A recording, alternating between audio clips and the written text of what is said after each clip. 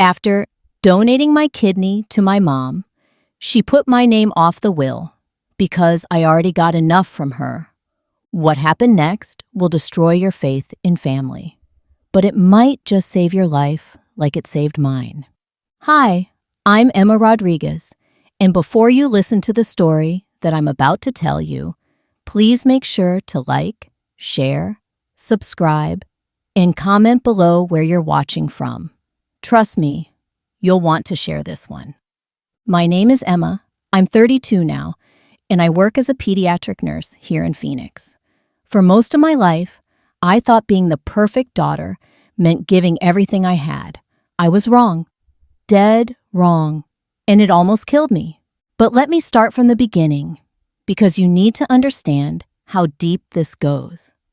Growing up, my mom Isabella always called me her little miracle. Sounds sweet, right? Wrong. Every time she said it, there was this weight behind it, like I owed her something for existing. My dad left when I was 3, just vanished one Tuesday morning while Mom was at work. She came home to find his closet empty and a note on the kitchen counter that said, "I can't do this anymore."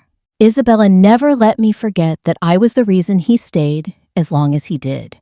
"If it wasn't for you, Emma, he would have left sooner," she'd say, while folding laundry, her voice flat and matter-of-fact. But he wanted to see if being a father would change him. Guess it didn't. She worked 2 jobs after that, cleaning offices at night and stocking shelves at the grocery store during the day. I barely saw her, but when I did, she was exhausted and bitter. At 8 years old, I learned how to make sandwiches for dinner and do my own laundry. By 10, I was forging her signature on school forms because she was always too tired to deal with school stuff. "You're smart, Emma. You figure it out," became her catchphrase. When I was 12, everything changed again. Isabella met Carlos at the grocery store where she worked. He was charming, spoke Spanish like poetry, and made her laugh for the first time in years. Within 6 months, they were married. Within another 6 months, my half-brother Miguel was born. The day Miguel came home from the hospital, I watched my mother transform. Her eyes lit up when she looked at him. She sang lullabies in Spanish, cooed over his tiny fingers, called him mi tesoro, my treasure. She quit her night job to stay home with him. "Emma, you're old enough to help out more now," she announced one evening while I was doing homework at the kitchen table. Miguel was crying in his crib, and she didn't even glance up from feeding him. "Carlos works hard, and I need to focus on the baby. You understand, right?" I nodded because what else could I do? I was 12, but something twisted in my stomach, something I wouldn't understand for years. I was being replaced. By the time I was 15, I had my first job, bagging groceries after school and on weekends.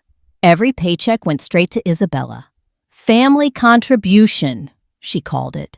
I watched my friends go to movies and sleepovers while I worked to help pay for Miguel's daycare, his clothes, his toys. Carlos made decent money as a mechanic, but somehow there was never enough. "Miguel needs new shoes," Isabella would say, holding out her hand for my crumpled 20s. "You want your little brother to look poor at school?" The guilt was always there, pressing down on my chest. When I complained, even quietly, Isabella had this way of making me feel selfish. "After everything I've sacrificed for you, Emma, after raising you alone for 9 years, this is how you repay me?" I'd hand over the money and apologize. High school guidance counselors talked to me about college. I had good grades, especially in science. They mentioned scholarships, applications, a future beyond Phoenix. When I brought it up at dinner, Isabella's fork froze halfway to her mouth. "College?" She laughed, but it wasn't a happy sound. "Emma, honey, we can't afford college. And honestly, what's the point? You're going to get married and have kids anyway. Why waste the money?" Carlos nodded along, cutting Miguel's chicken into tiny pieces. "Your mom's right, mija.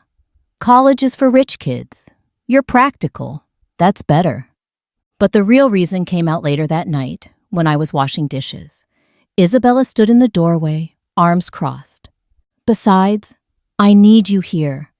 Miguel's going to need help with school, and I'm not getting any younger. You can work, contribute to the family. That's more valuable than some piece of paper. I was 17. My friends were talking about dorm rooms and majors and independence. I was talking about which shift at the grocery store paid better. The night of my high school graduation, I sat on my bed, staring at the scholarship letter I'd hidden in my dresser drawer. Full ride to Arizona State University for pre-nursing. I'd applied in secret, using the school computer during lunch.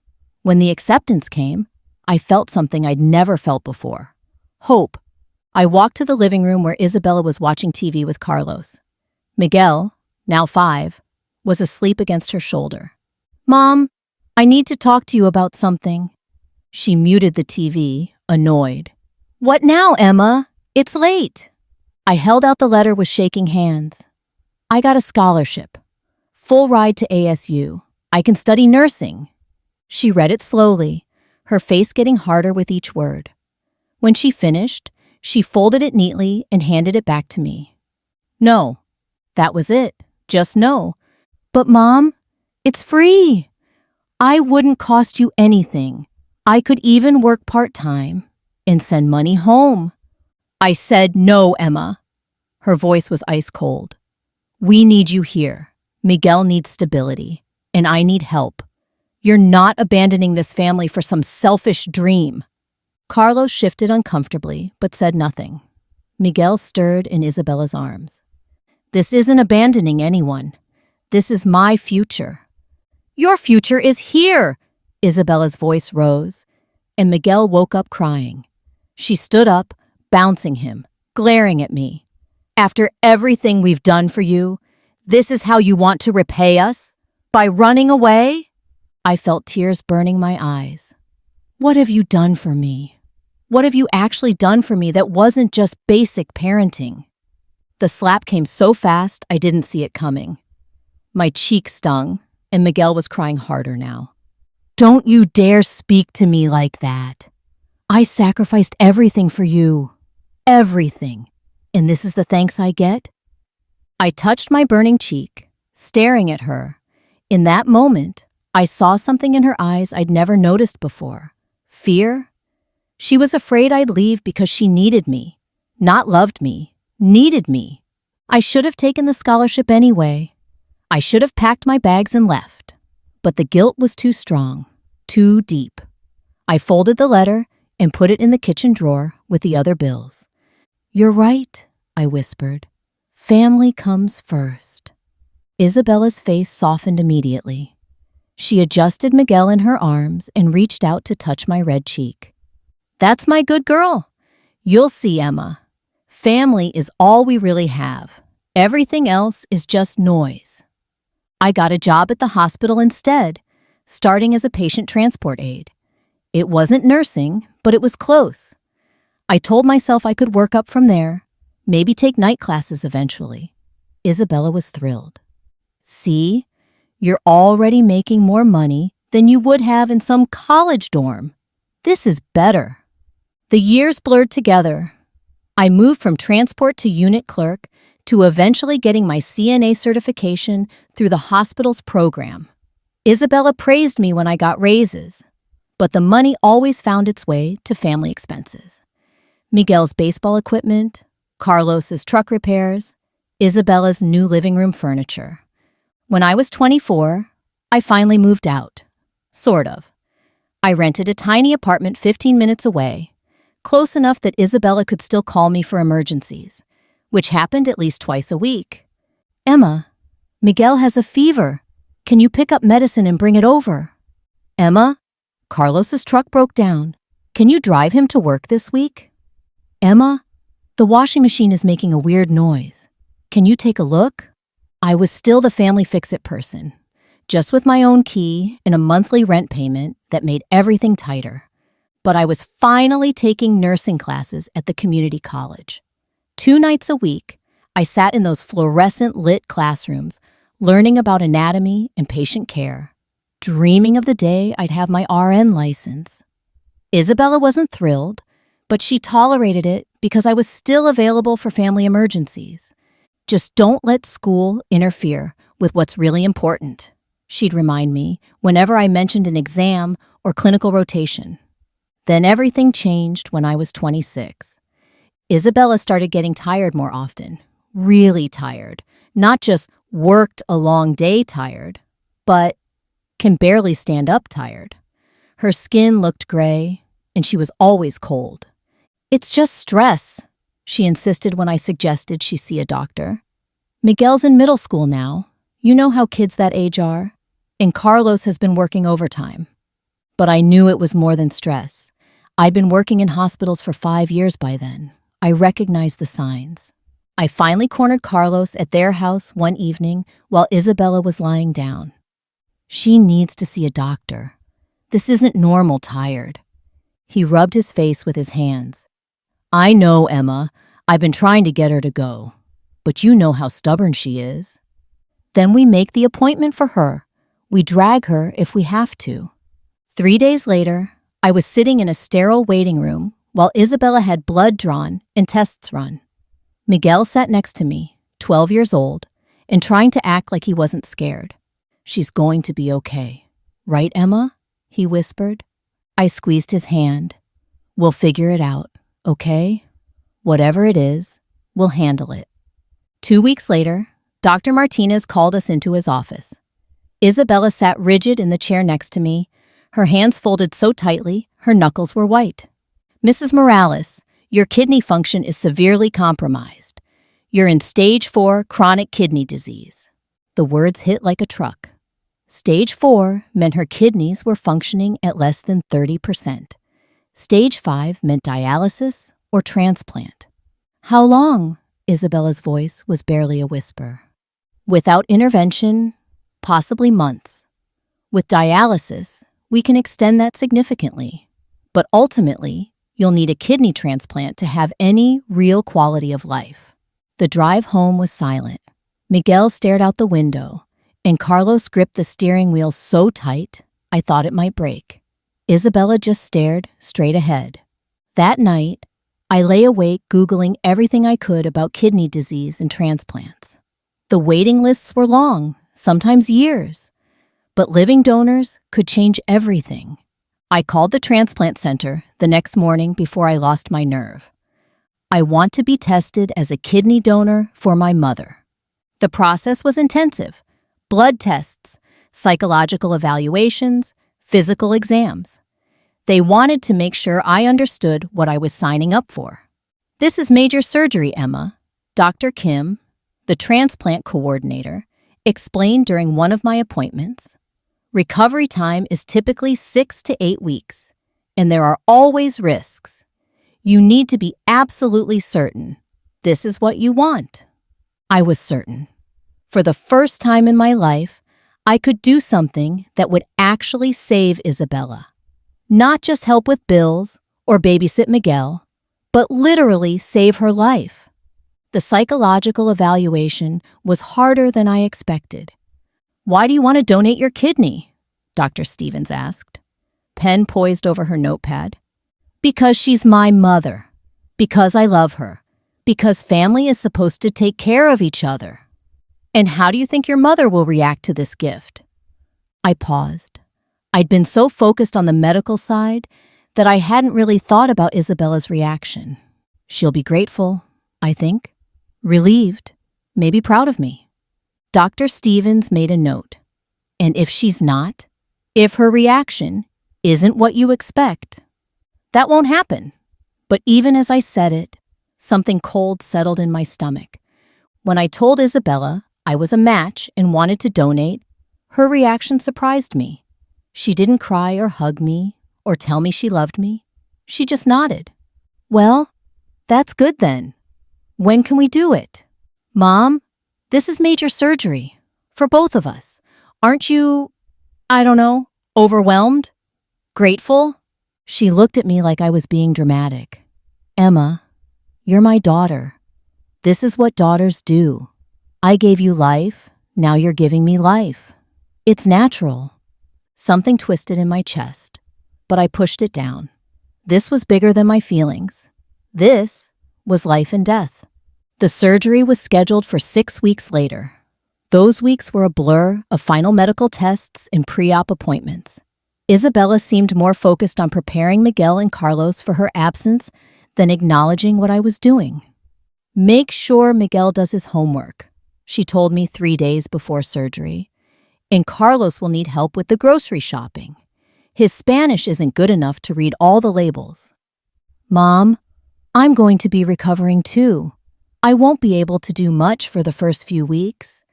She waved her hand dismissively. You'll be fine. You're young and strong. I'm the one who's really sick. The night before surgery, I couldn't sleep. I kept thinking about Dr. Stevens' question. What if Isabella's reaction wasn't what I expected? But I pushed those thoughts away. Tomorrow, I would save my mother's life. Everything else would fall into place. The morning of surgery, I kissed Isabella's forehead as they wheeled her into the operating room. See you on the other side, Mom. She squeezed my hand weakly. Thank you, mija. You're doing the right thing. 4 hours later, I woke up in recovery with a burning pain in my side and a nurse checking my vitals. How did it go? I whispered through the fog of anesthesia. Perfect. Your kidney is already functioning beautifully in your mother. You probably saved her life today. I closed my eyes and smiled. For the first time in years, I'd done something that really mattered. But as the anesthesia wore off and the reality of recovery set in, I started to notice things. Carlos visited me once, briefly, to tell me Isabella was doing well. Miguel sent a card through Carlos. But Isabella herself didn't visit me at all during my 3-day hospital stay. She's still pretty weak, the nurse explained when I asked. Recovery is different for recipients. She'll see you when you're both home. But when I got home to my apartment, the silence was deafening. No calls, no visits, no check-ins.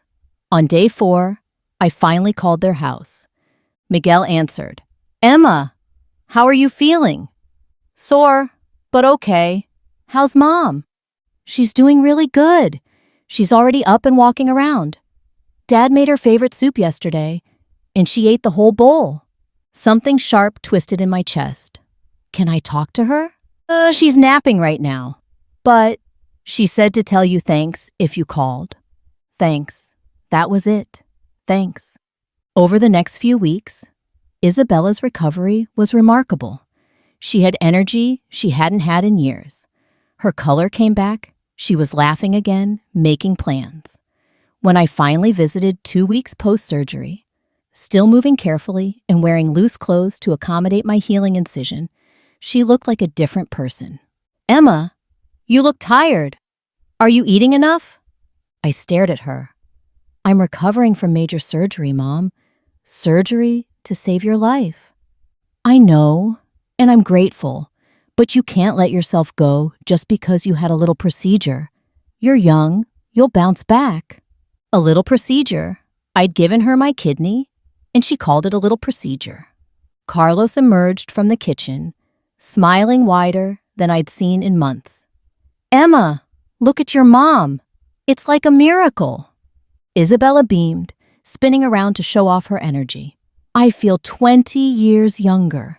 Dr. Martinez said my numbers are perfect. Perfect. Your kidney is working better in me than both of mine ever did. My kidney, working in her, keeping her alive. That's wonderful, Mom. I'm so happy you're feeling better. I am. I'm thinking about getting a part-time job, maybe at Miguel's school. I have so much energy now. She paused, looking at me critically. You should probably get back to work soon, though. Sitting around isn't good for recovery. I'd been off work for 2 weeks. My doctor recommended 6 weeks of light duty. Dr. Kim said I need at least another month before I can return to full duties.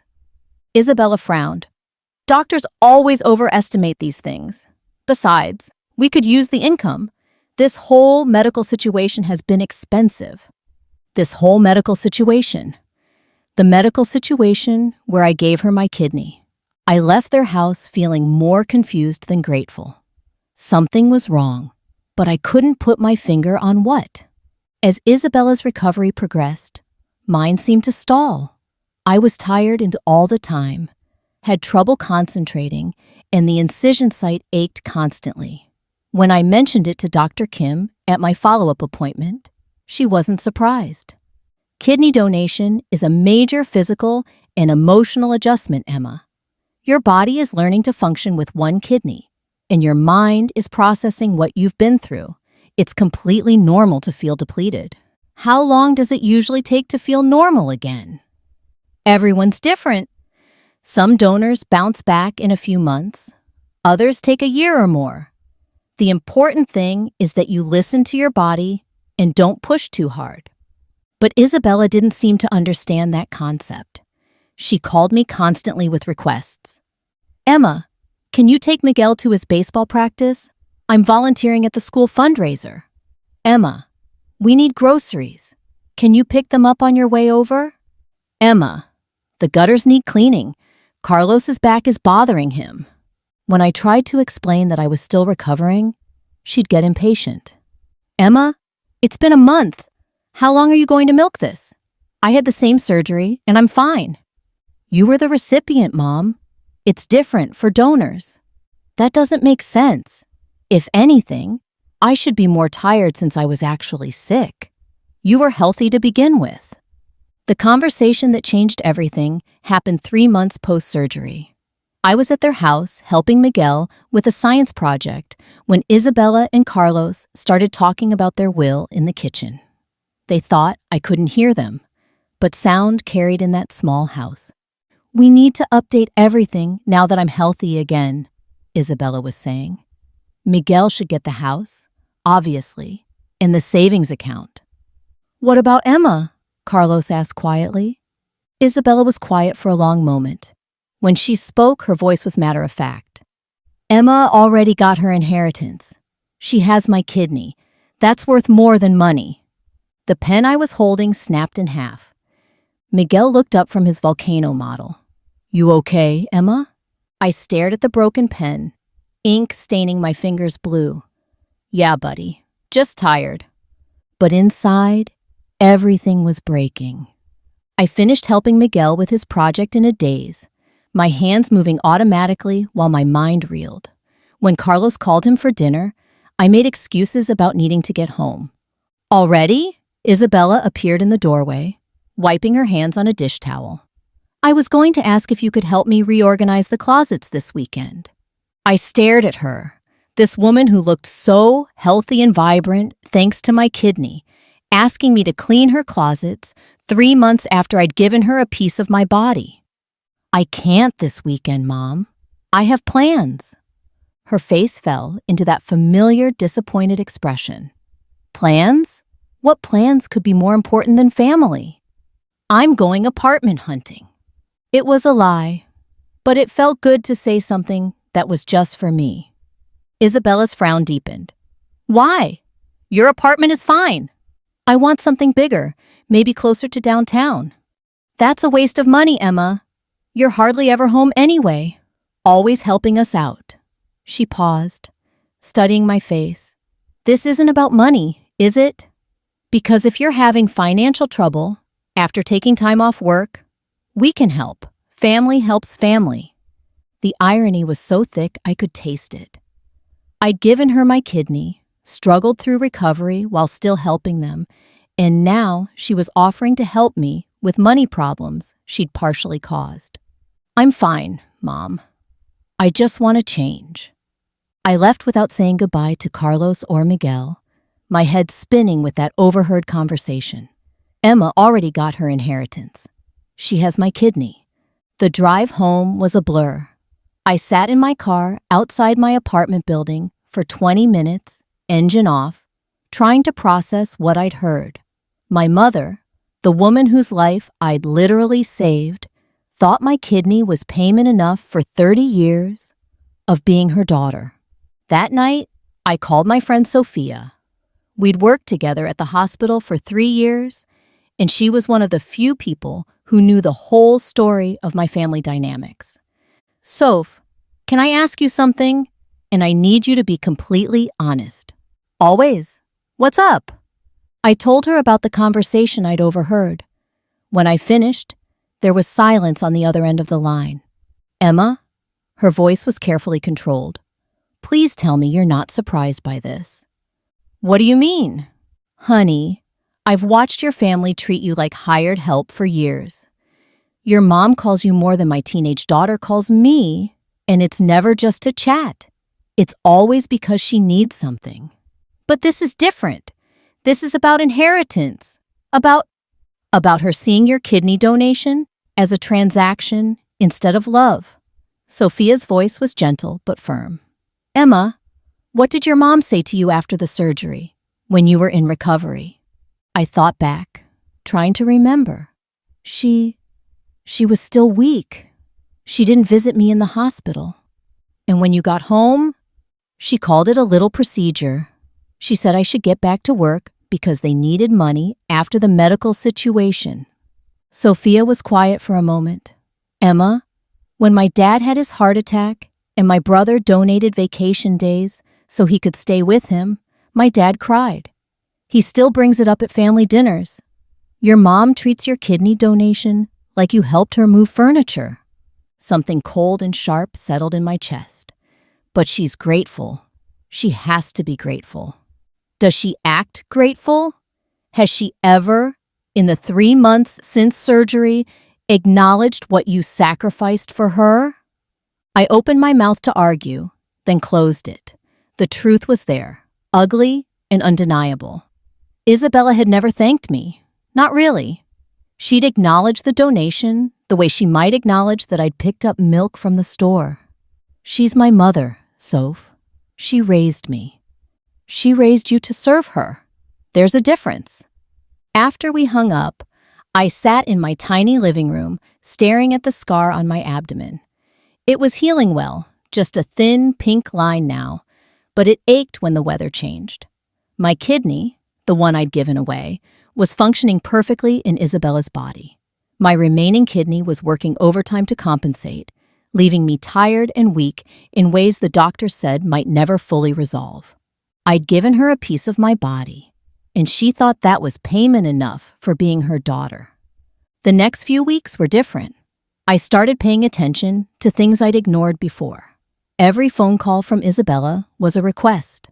Every visit to their house involved some task she needed help with. She never asked how I was feeling, never acknowledged that I might still be recovering. But more than that, I started noticing how she treated Miguel differently. When he got a B+ on a math test, she put it on the refrigerator and called Carlos at work to brag.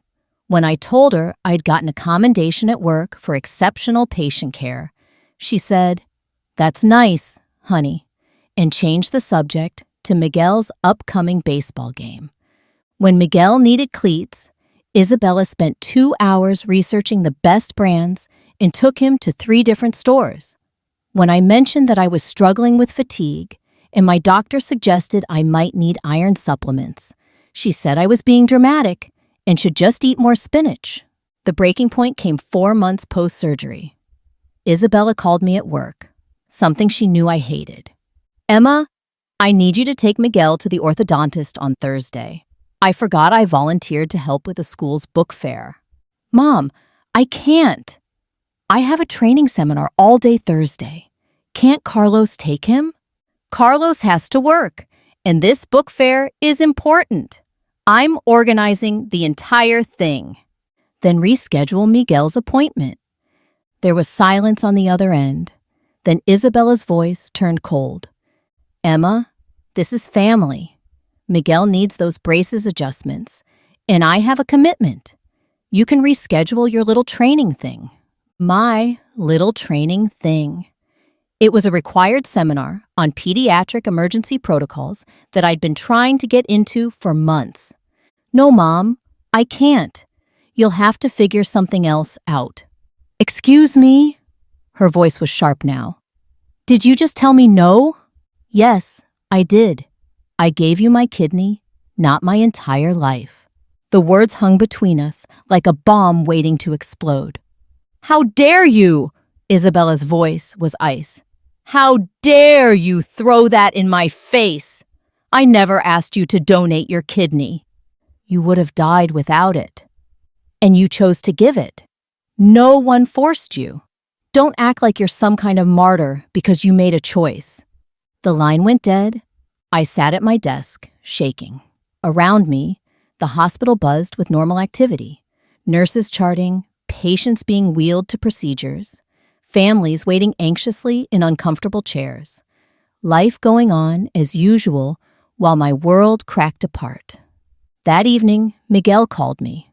Emma, Mom said you guys had a fight. His voice was small, confused. At 13, he was old enough to sense tension, but young enough to not understand the complexity of adult relationships. We had a disagreement, buddy. It's not your fault. She said you're being selfish, but that doesn't sound like you. Something warm and painful squeezed my heart. Miguel, at least, knew who I really was.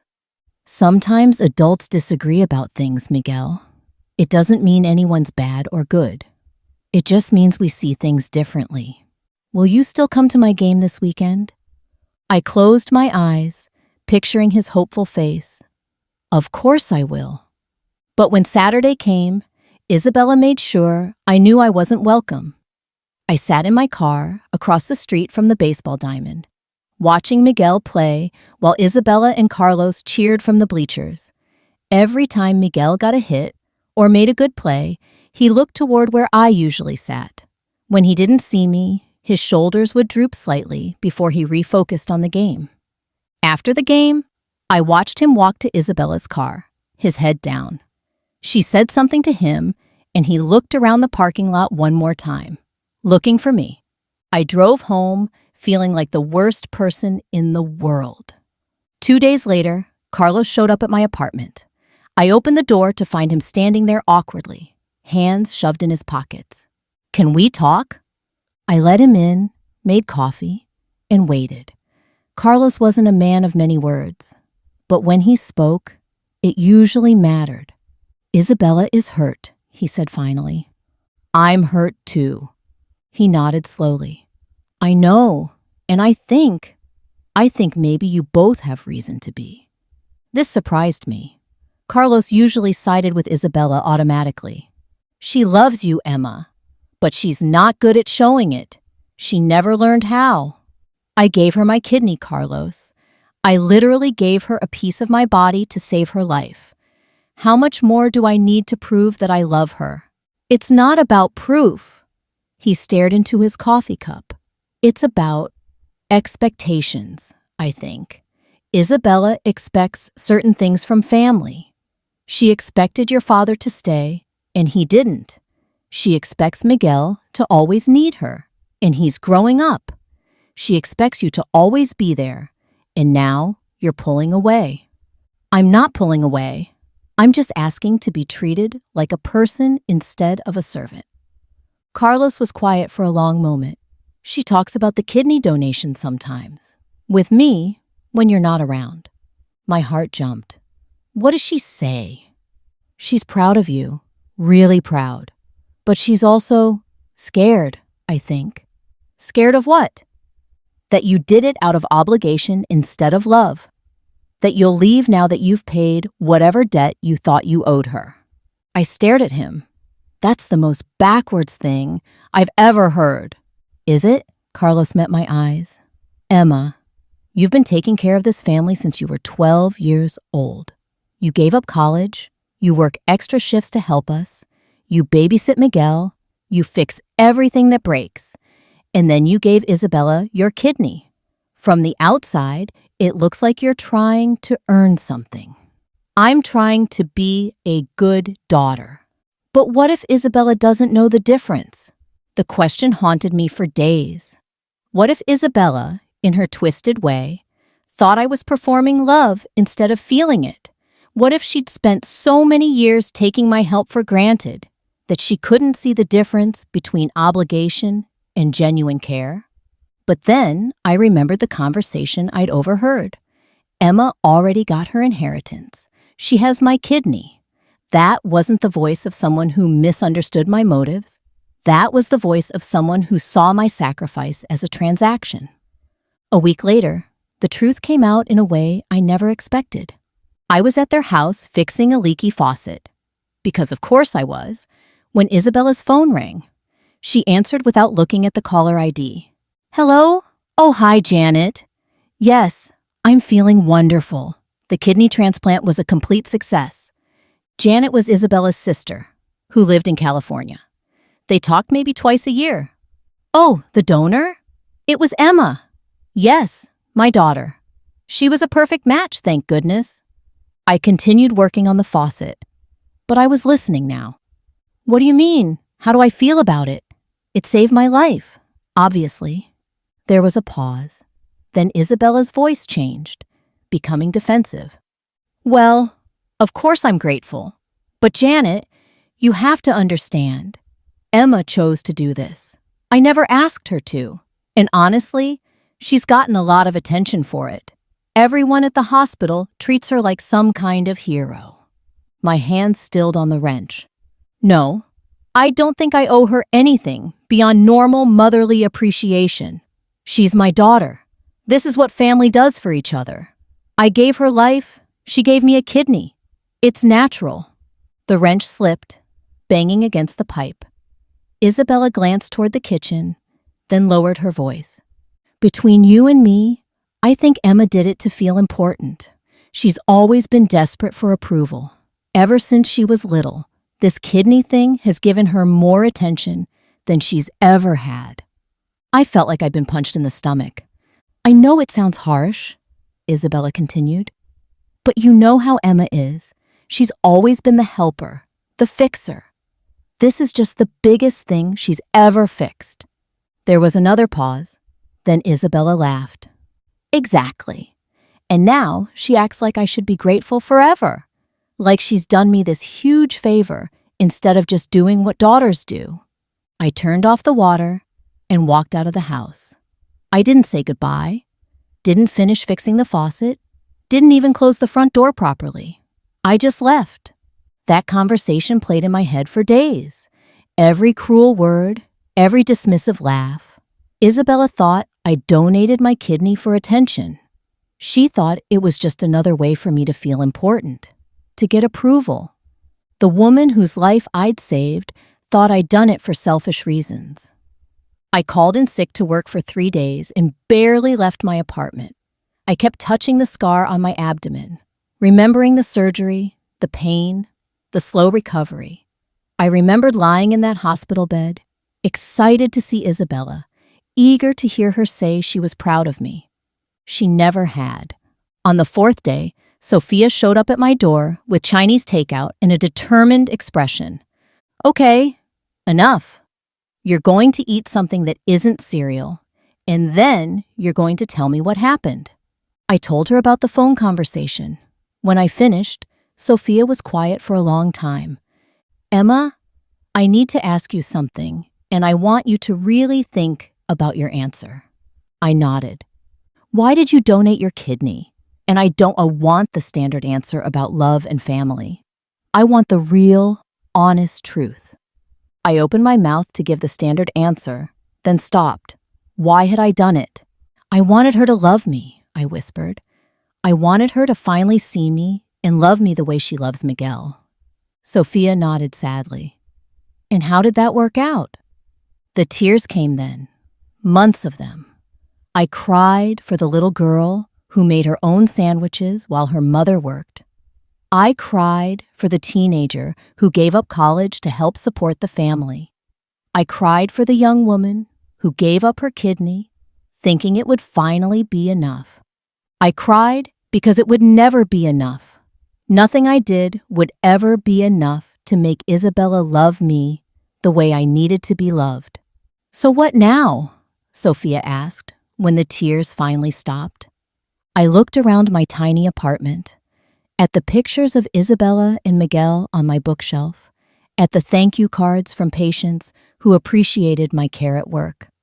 Now I figure out how to live for myself instead of for her approval. It sounded easier than it was going to be.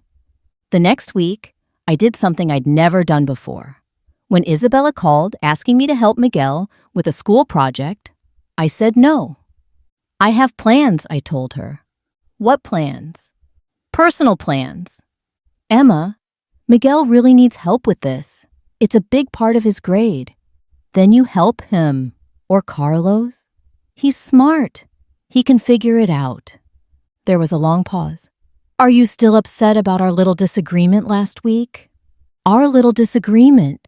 She was talking about the fight that had shattered my entire worldview like it was a minor difference of opinion. I'm not upset, Mom. I'm just not available. Not available. Her voice was flat. Emma, family comes first. Always. I thought I raised you better than this. You raised me to put everyone else first. There's a difference. I hung up. An hour later, Miguel called. Emma, Mom said you can't help me with my project. Are you okay? His voice was worried, and I felt that familiar tug of guilt. Miguel didn't deserve to be caught in the middle of this. I'm fine, buddy. What's the project about? The Revolutionary War. I have to write about how ordinary people became heroes. The irony wasn't lost on me. You know what, Miguel? You're smart enough to do this on your own. Start with the basics. Who, what, when, where, why. Then pick one person who interests you and focus on their story. But what if I mess it up? Then you'll learn from it and do better next time. That's how everyone learns. There was a pause. Then Miguel's voice came through quieter. Mom says, I need help because I'm not smart enough to do it alone. My heart broke a little. Isabella was already teaching Miguel to doubt himself, to depend on others instead of trusting his own abilities. Miguel, listen to me. You are smart. You are capable. You don't need someone else to do your work for you. Try it on your own first, and if you get really stuck, call me, but I bet you won't need to. Really? Really? 3 days later, Miguel called me, excited. Emma, I got an A on my project. Mrs. Garcia said it was one of the best in the class. That's amazing, buddy. I'm so proud of you. Mom said I should have gotten an A+ if I'd had proper help, but I don't care. I did it myself. There it was. Isabella's need to diminish even Miguel's success, to make him feel like his best wasn't quite good enough. An A is fantastic, Miguel. You should be proud. But the conversation stayed with me. If Isabella was willing to undermine Miguel's confidence over a school project, what was she doing to him in other areas? How long before he became another version of me, constantly striving for approval that would never come? That night, I made a decision that would change everything. I was going to start setting boundaries, real ones, and I was going to start looking into what Isabella had been saying about inheritance and wills. Because if my kidney was supposed to be my inheritance, I wanted to know what that really meant. What I discovered next would show me just how deep the betrayal went, and it was worse than anything I could have imagined. The following Saturday, I was at Isabella's house, helping Carlos replace a broken window screen. Old habits die hard. When she asked me to organize some papers in her bedroom closet. Just throw away anything that looks like junk mail and put the important stuff in neat piles, she called from the kitchen where she was making lunch. I'd organized Isabella's papers dozens of times over the years. Medical bills, Miguel's school records, insurance documents. Everything always ended up in a chaotic pile that needed sorting every few months. But this time, something was different.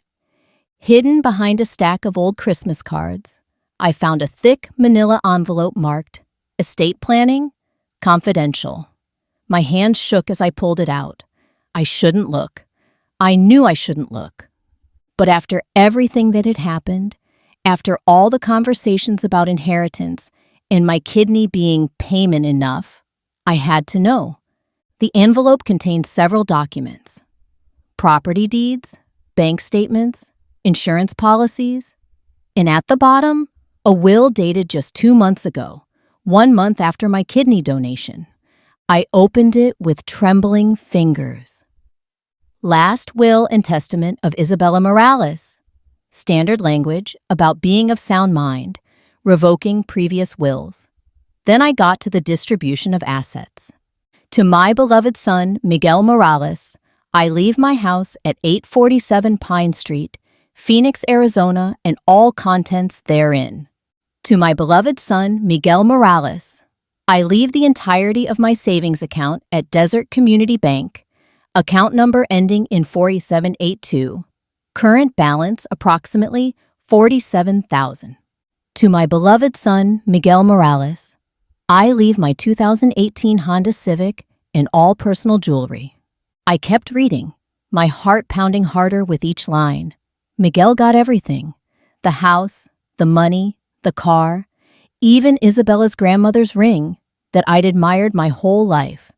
But it was the handwritten note stapled to the back page that made my blood run cold. Personal note: Emma has already received her inheritance from me. The kidney transplant represents a gift of life that exceeds any monetary value. She has benefited from this medical procedure and the attention it has brought her. Miguel, as my son, deserves the traditional inheritance as he has not yet received any major gifts from me. I read it 3 times, each word cutting deeper than the last. She'd actually written it down, in legal terms. My kidney, the piece of my body that I'd given to save her life, was my inheritance. And according to her twisted logic, I'd benefited from the procedure. But there was more. Attached to the will was a letter addressed to Miguel, sealed but not yet given to him. My hands were shaking so badly I could barely open it. My dearest Miguel, if you are reading this, it means I am no longer with you. I want you to understand why Emma is not included in this will. Your sister has always been different from us. She has always needed to be the center of attention, to be seen as the hero. The kidney donation was the ultimate example of this behavior. While I am grateful to be alive, I know Emma did this for the recognition and praise, not out of genuine love. She has received plenty of attention in medical care through this process, which is more valuable than money. You, my darling boy, are my true heir because your love for me is pure and unconditional. Emma's love always comes with strings attached. Take care of yourself and don't let anyone make you feel guilty about your inheritance. You deserve everything I'm leaving you. All my love, Mom. I dropped the letter like it was on fire.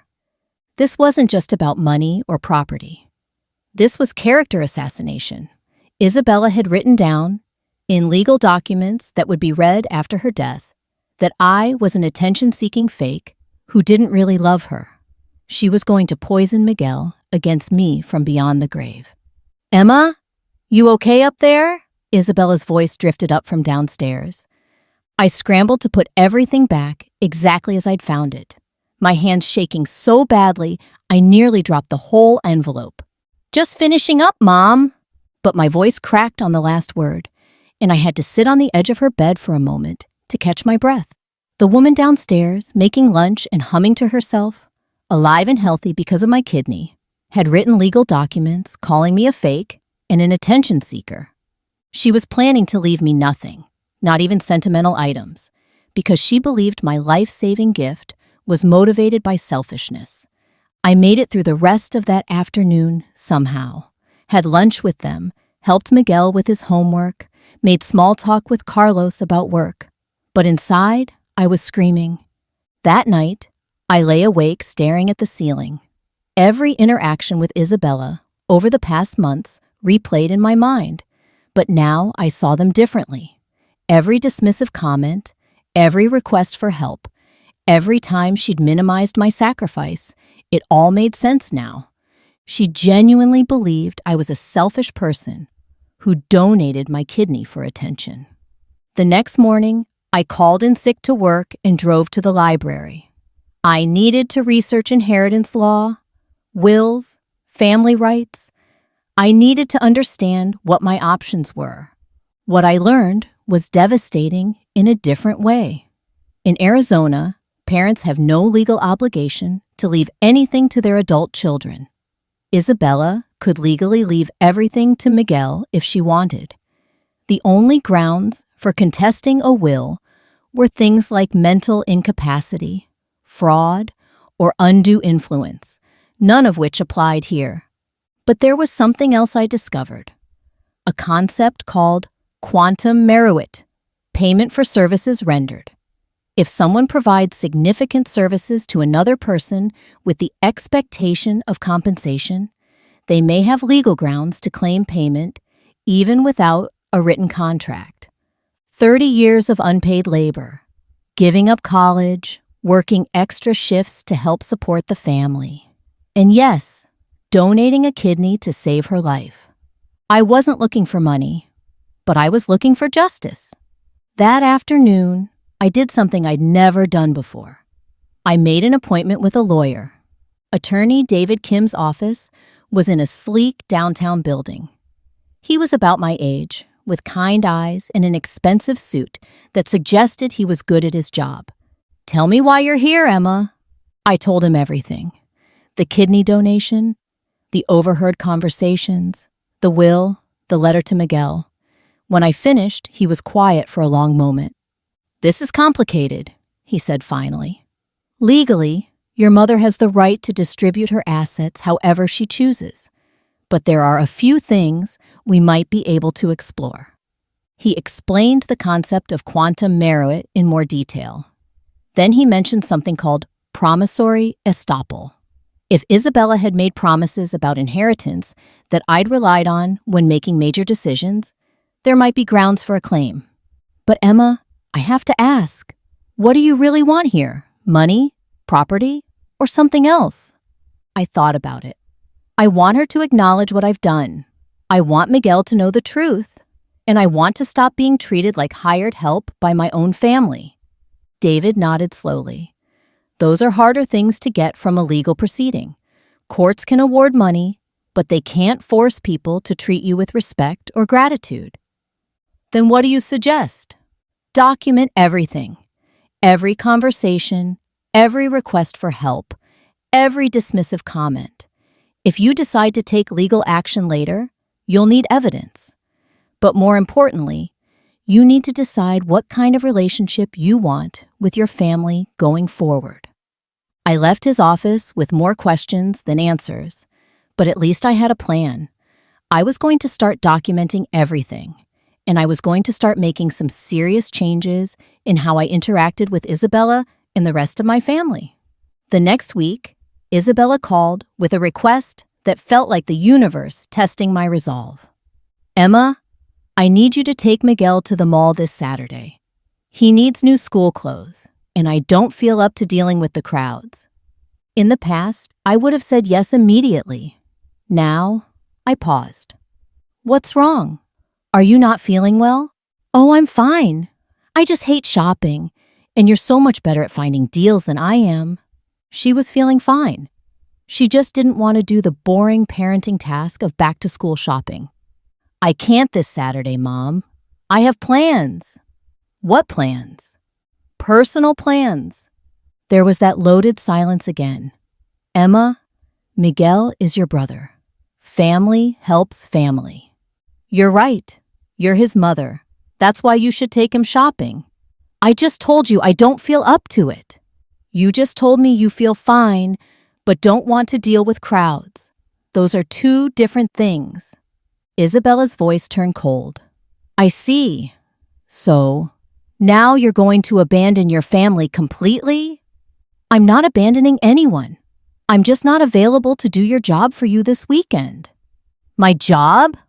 Her voice was sharp now. "Emma, since when is helping your family a job?" "Since it became expected instead of appreciated." I hung up before she could respond. An hour later, Miguel called. "Emma, Mom said you won't take me shopping. His voice was confused and a little hurt. This was the hard part. Miguel didn't deserve to be caught in the middle of this. Miguel, can I ask you something? Are you capable of shopping for your own clothes? Well, yeah. I mean, I know what I like. And is your mom capable of taking you shopping? Yeah.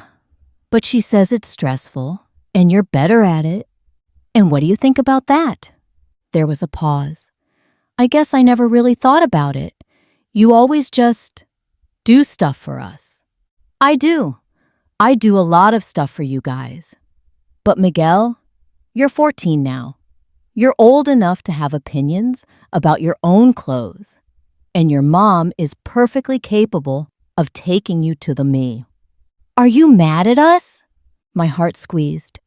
I'm not mad at you, buddy, but I am trying to figure out how to have a healthier relationship with everyone. That means not always being the person who drops everything to solve other people's problems. Oh, he was quiet for a moment. Emma, can I tell you something? Always.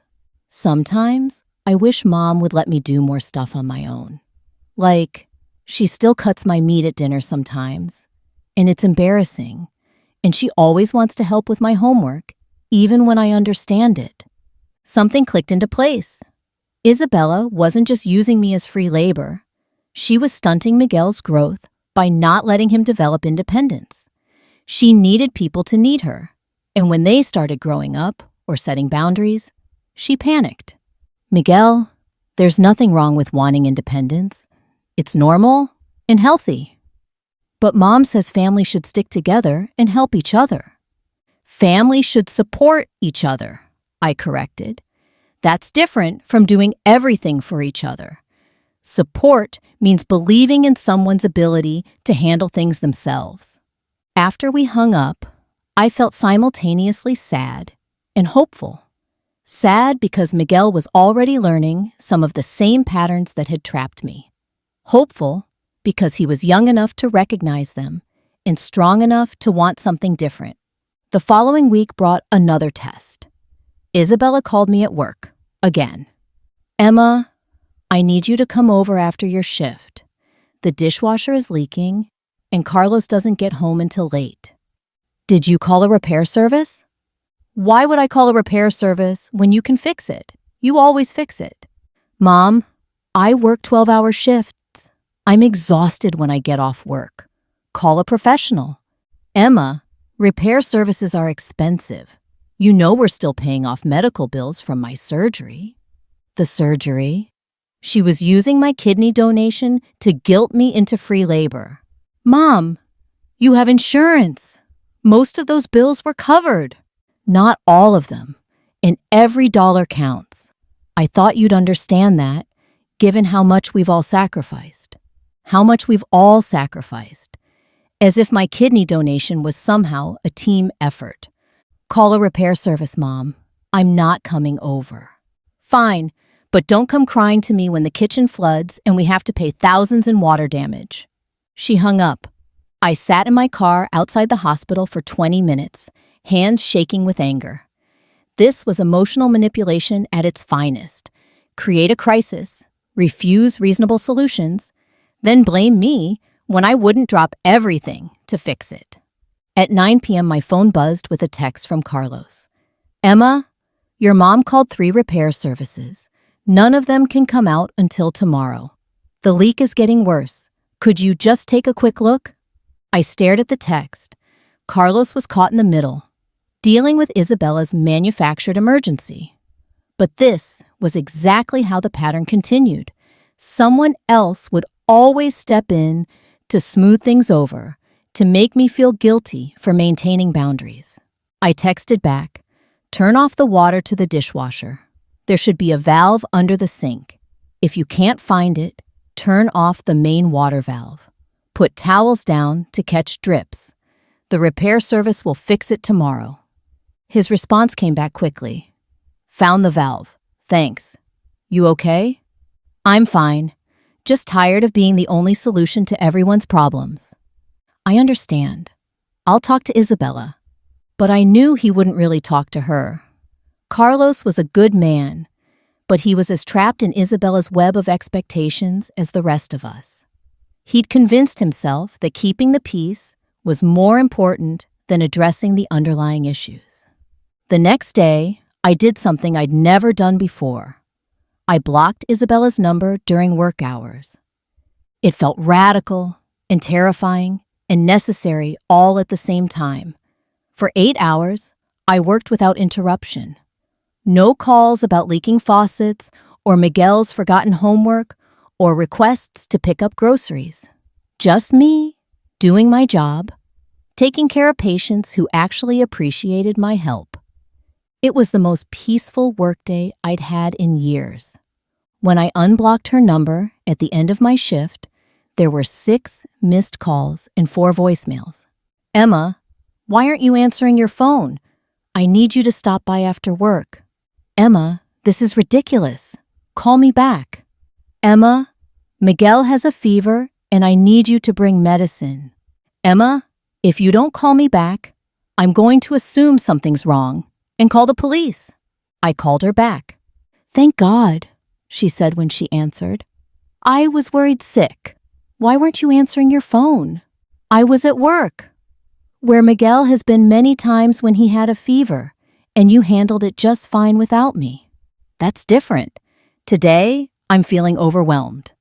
So, take a bath, watch a movie, call a friend. Don't call me at work unless someone is literally dying.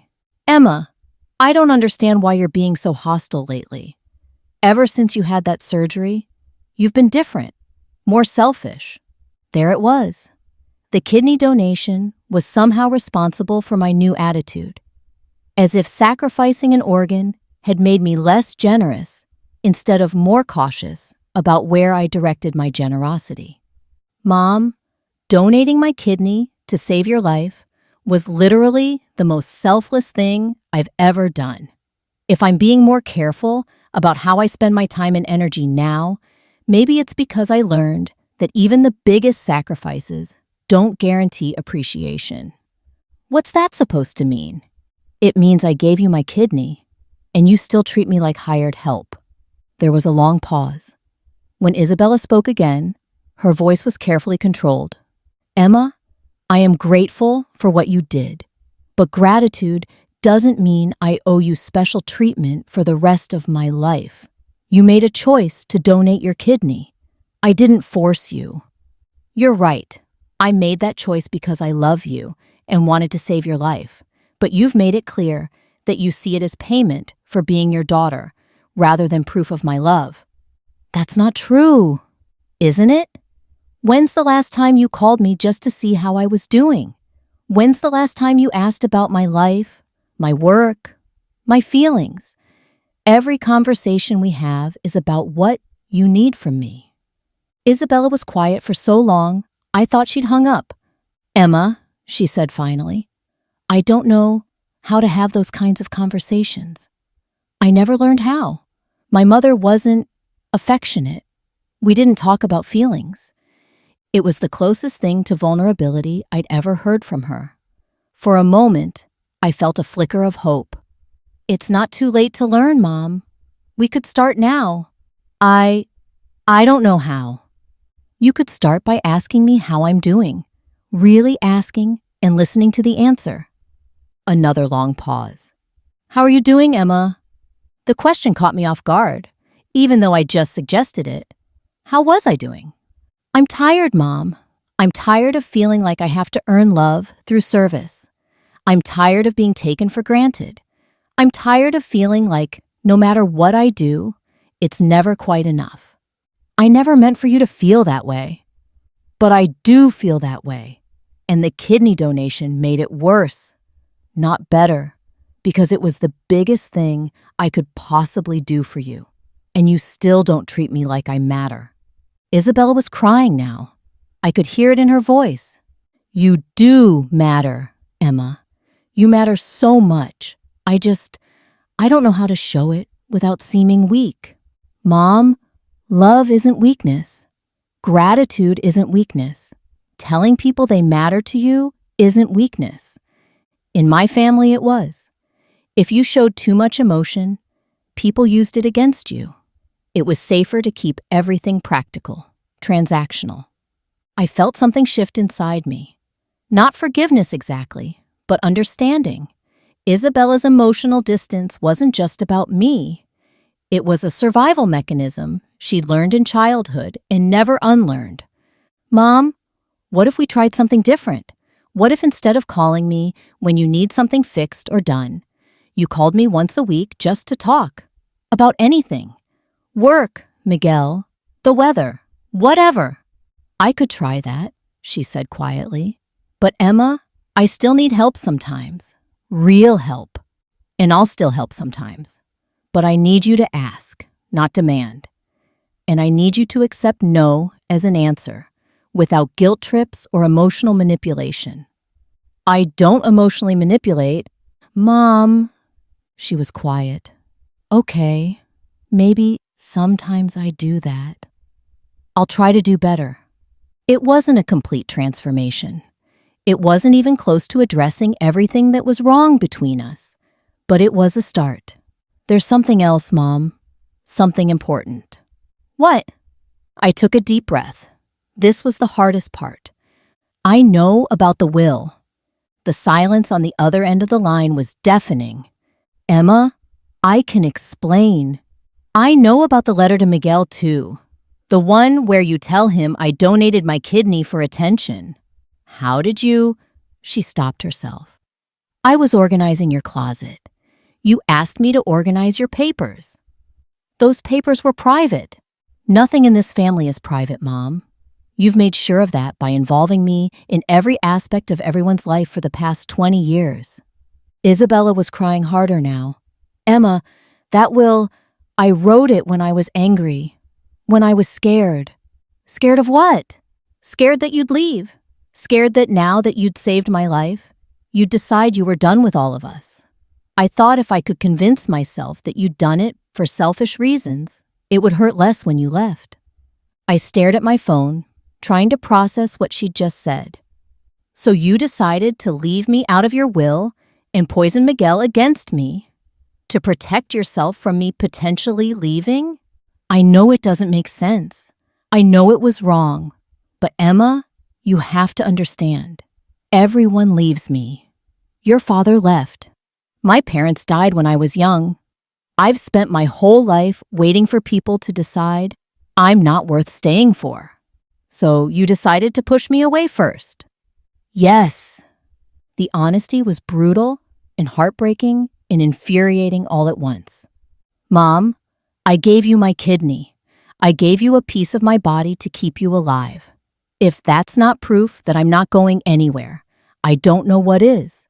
I know that now.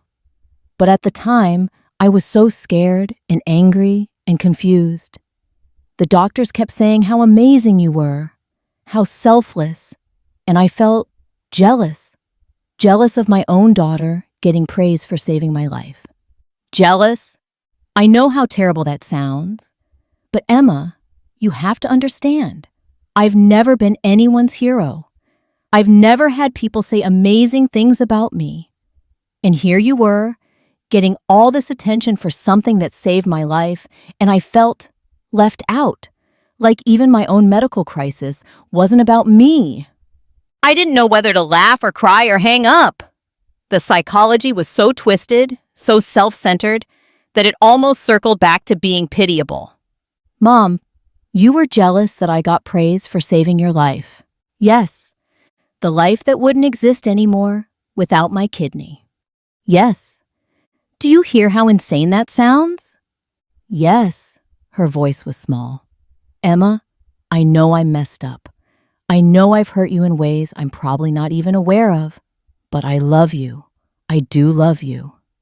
Then prove it. How? Change the will. Write Miguel a new letter. Stop treating me like hired help. Start treating me like a daughter who sacrificed a piece of her body to save your life. I will. I'll call the lawyer tomorrow. And Mom? Yes? If you ever use my kidney donation to guilt me into doing things for you again, I will walk away from this family and never come back. Do you understand me? I understand. Good.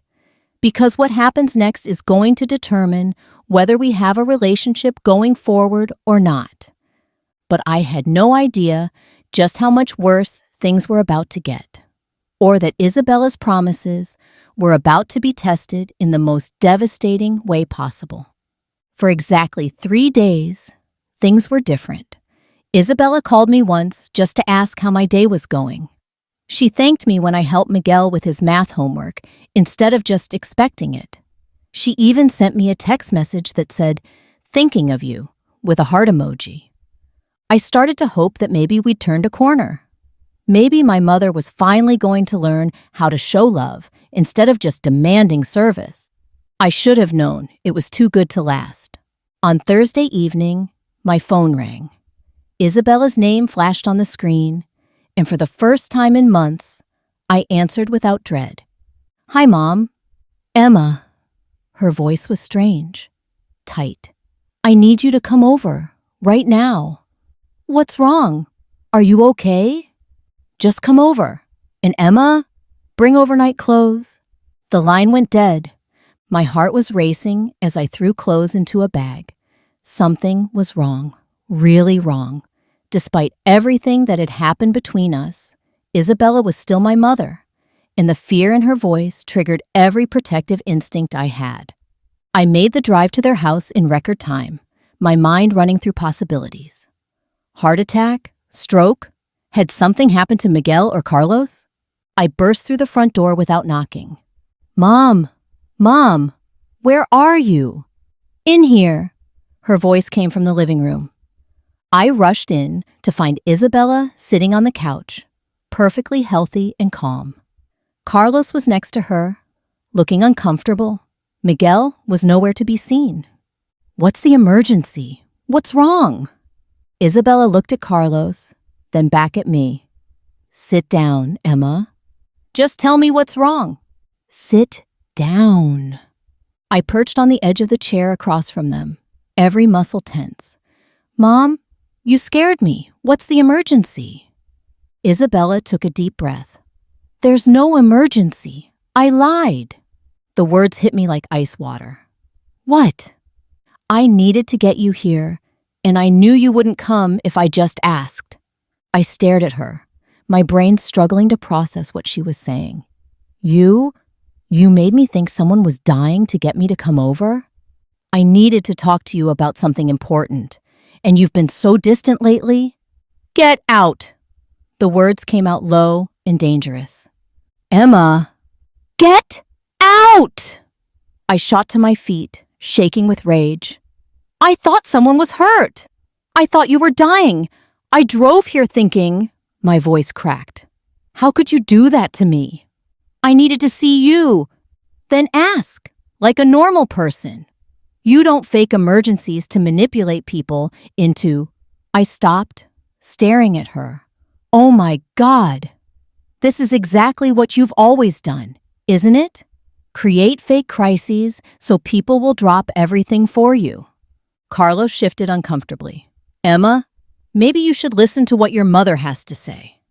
I whirled on him. "Did you know about this? Did you know she was lying to get me here?" His silence was answer enough. "Both of you.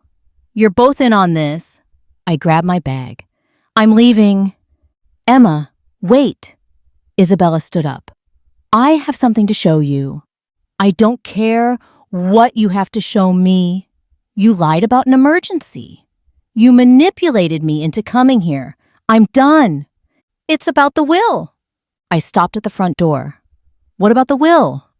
"I changed it, like I promised. I want to show you." I turned around slowly. Isabella was holding a folder, her face a mixture of hope and desperation. "You could have called and told me that. You didn't need to fake an emergency. I wanted to do it in person. I wanted to apologize properly and show you that I meant what I said." Against my better judgment, I walked back into the living room. "Show me." Isabella opened the folder and pulled out a document. It was a new will, dated just 2 days ago. I split everything equally between you and Miguel, she said, handing me the papers. The house, the savings, everything. And look at this. She handed me another piece of paper. It was a new letter to Miguel. My dearest Miguel, if you are reading this, it means I am no longer with you. I want you to know that your sister Emma is one of the most selfless, loving people I have ever known. She saved my life by donating her kidney, and she has spent her entire adult life taking care of our family. The inheritance is split equally between you both because you are both my children, and I love you both deeply. Emma has earned every bit of what I'm leaving her, not through obligation, but through genuine love and sacrifice. Take care of each other. All my love, Mom. I read the letter twice, my hands shaking. It was everything I'd wanted to hear from her, written in her own handwriting. Mom, I know I hurt you terribly with that first will and letter. I was scared and stupid and jealous. But Emma, you were right. You gave me life, and I've been treating you like an employee instead of the daughter who saved me. I felt tears starting. This was what I'd been waiting for my entire life. Acknowledgement, appreciation, love expressed in words instead of just expected through actions. Thank you, I whispered. This means everything to me. Isabella smiled, and for a moment, she looked like the mother I'd always wished she could be. There's one more thing, she said. I want to do something special to celebrate, to show everyone how grateful I am. Mom, you don't need to. I want to throw a party, a celebration of life party, for both of us, to celebrate my recovery and to honor what you did for me. I want to invite everyone, family, friends, co-workers. I want to tell them all how amazing you are. It sounded wonderful. It sounded like a dream come true. Isabella wanted to publicly acknowledge my sacrifice, to celebrate our relationship, to show everyone that she was proud of me. So why did something feel wrong? That sounds nice, Mom, but you didn't need to fake an emergency to tell me this. Isabella's face fell. I know. I'm sorry about that. I was so excited about the will changes, and I wanted to see your face when you read them. I thought if I just asked you to come over, you might say no. I would have come to see the new will. I know that now. I panicked. I've spent so many years being afraid you'd leave that I sometimes do stupid things to make sure you won't. Carlos nodded. She's been planning this party for days, Emma. She's called everyone we know. Everyone? Your co-workers, our neighbors, your friend Sophia, even some people from Miguel's school. She wants to make a big speech about how proud she is of you. Something cold started creeping up my spine. Mom, did you already plan this party? Like set a date and invite people? Isabella's eyes lit up. Yes, this Saturday.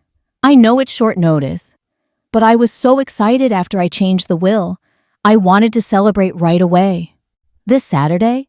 As in 3 days from now. Yes, I stared at her. Mom, you planned a party and invited dozens of people before asking me if I wanted a party. I wanted it to be a surprise. And you faked an emergency to get me here to tell me about this surprise party that you already planned without consulting me. Isabella's smile faltered. When you put it like that, it sounds bad, but it sounds bad because it is bad. I was on my feet again. Mom, this is exactly what I was talking about. You make decisions about my life without asking me, then manipulate me into going along with them. But it's a good surprise. It's to honor you. It's to make you look good. You want to throw yourself a look what a great mother I am party, and you're using my kidney donation as the theme. That's not... Did you ask me if I wanted a public celebration? Did you ask me if I was comfortable with dozens of people knowing about my medical history? Did you ask me anything at all before planning this? Isabella's face was crumpling. I thought you'd be happy. I thought you'd want people to know how wonderful you are.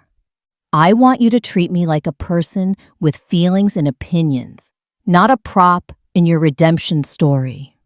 Carlos cleared his throat. "Emma, maybe you're overreacting a little.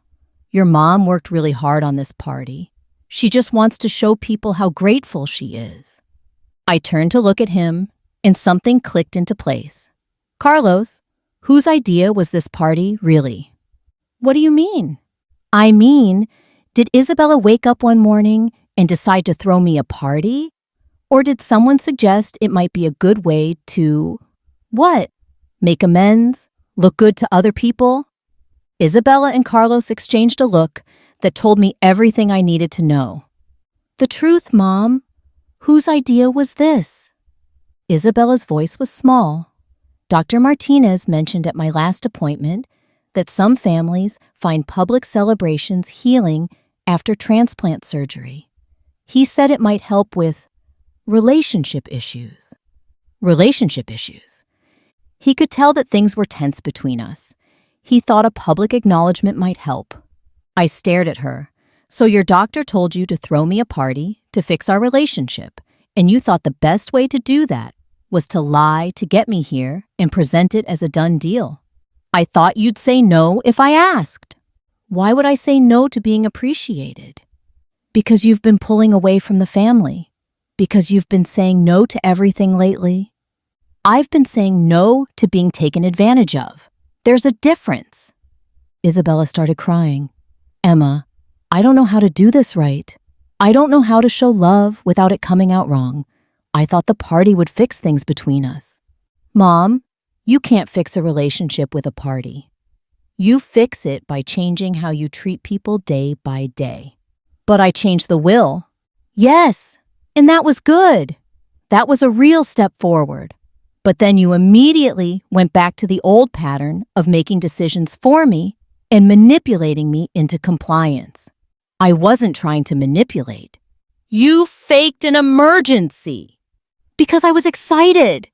Because you knew I might say no, and you couldn't handle that possibility." We stared at each other across the living room, both of us breathing hard. This was the cycle. Isabella would take one step forward, then immediately take 2 steps back, promise to change, then do exactly the same things in a slightly different way. "Emma," Carlos said quietly, "what if we just postponed the party? Gave you some time to think about it?" I looked at him, then at Isabella, then at the new will still clutched in my hands. "How many people did you invite?" "About 30, Isabella whispered. "And you told them all it was to celebrate my kidney donation." "Yes. So now, if I say no to this party, you get to tell 30 people that your ungrateful daughter refused to let you honor her publicly." "I would never." "Wouldn't you, Mom? When people ask why the party was canceled, what are you going to tell them?" Isabella was quiet. "Are you going to say, I made a mistake by planning this without asking Emma first? Or are you going to say, Emma didn't want the party and let them draw their own conclusions about what kind of person I am?" "Emma, that's not fair. Answer the question." Isabella looked at Carlos, then back at me.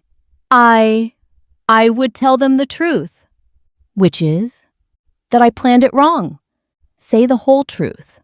That I planned a party for you without asking you first, and that was wrong." It was something, but I could see in her eyes that she still didn't fully understand why I was upset. To her, this was a minor procedural error, not a fundamental violation of my autonomy. "Mom, I need you to cancel the party." "Cancel it?" "Yes. Call everyone back and cancel it." "But Emma, I've already bought decorations and food, and some people have probably already made plans. Cancel it. What if we just made it smaller? Just family. Cancel it." Isabella started crying harder. "Emma, please. I worked so hard on this. I just wanted to do something nice for you." "You wanted to do something that felt nice to you. You wanted to play the role of the grateful mother without actually consulting the daughter you were supposedly honoring. That's not true. Then why didn't you ask me first? She didn't have an answer for that. I folded the new will and put it back in the folder. Mom, I appreciate that you changed the will. I really do. But this party situation shows me that you still don't understand the fundamental problem between us. What problem? You don't see me as a separate person with my own feelings and opinions. You see me as an extension of yourself, someone who should automatically want whatever you think is best. I see you as my daughter. You see me as your property. The words hung in the air like a slap. Isabella flinched as if I'd actually hit her. Emma, Carlos said carefully, maybe that's a little harsh. Is it? She planned a party about my medical history without asking me. She faked an emergency to get me here. She spent my entire adult life making decisions about my time and energy without consulting me. If I were anyone else in her life, would that be acceptable? Carlos was quiet. If Isabella planned a surprise party for you and invited 30 people without asking, how would you feel? I guess I'd be upset. If she faked an emergency to manipulate you into coming somewhere, how would you feel? I'd be angry. But because I'm her daughter, I'm supposed to just accept it? Emma, Isabella said through her tears, I'm your mother. I love you. Everything I do is because I love you. Mom, love without respect isn't really love. It's ownership. The silence that followed was deafening. Isabella cried quietly while Carlos stared at his hands. I stood there holding the folder with the new will, feeling like I was in some kind of twisted, alternate reality. She'd changed the will. She'd written a beautiful letter about me to Miguel. She'd taken concrete steps to address my concerns. And then, within days, she'd gone right back to the same controlling, manipulative behavior that had caused the problems in the first place. I need some air, I said finally. I walked out onto their back porch and sat on the steps. The night was cool, and I could hear neighbors talking in their backyards, kids playing in the street, normal family sounds from normal families who probably didn't fake emergencies to manipulate each other. After a few minutes, the door opened behind me. I expected Isabella, but it was Miguel. Hey, he said, sitting down next to me. Hey, buddy, I thought you weren't here. I was at Marcus's house. Dad texted me to come home because you were here. He paused. I heard some of the yelling. I'm sorry about that. Your mom and I are working through some stuff. Is it bad stuff? I looked at his young face, so earnest and worried. Miguel was caught in the middle of this, and that wasn't fair to him. It's complicated stuff, adult relationship stuff. But Miguel, no matter what happens between your mom and me, it has nothing to do with you, okay? I love you, and that won't change. Are you going to stop coming around? The question broke my heart. I don't know, buddy. I hope not. But some things might need to change about how often I'm here and why. Because of the kidney thing? I turned to look at him. What do you know about the kidney thing? I know you gave Mom your kidney to save her life, and I know she's been acting weird about it. Weird how? Miguel picked at the edge of the wooden step. Like, she gets mad when people say nice things about you, and she keeps talking about how you got all this attention for it. Like that's bad somehow. My stomach dropped. She talks about that? Sometimes, when she's on the phone with people, she says stuff like, everyone thinks Emma's such a hero, in this voice that makes it sound like she thinks they're wrong. I closed my eyes. Even after changing the will, even after promising to do better, Isabella was still undermining me behind my back. Miguel, what do you think about what I did?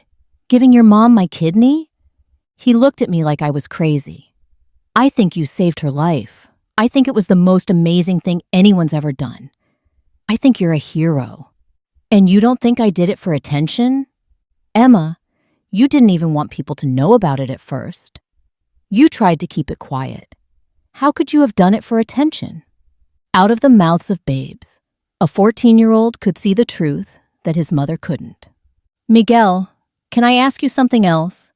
Has your mom talked to you about inheritance? About what happens to her stuff when she dies? His face got uncomfortable. A little. She said she changed her will recently. She said she's leaving everything to both of us now, instead of just me. How do you feel about that? Relieved, honestly. I didn't want to be responsible for everything by myself. And it didn't seem fair that you got nothing after everything you've done for our family. I hugged him then. This kid who understood fairness and love better than most adults.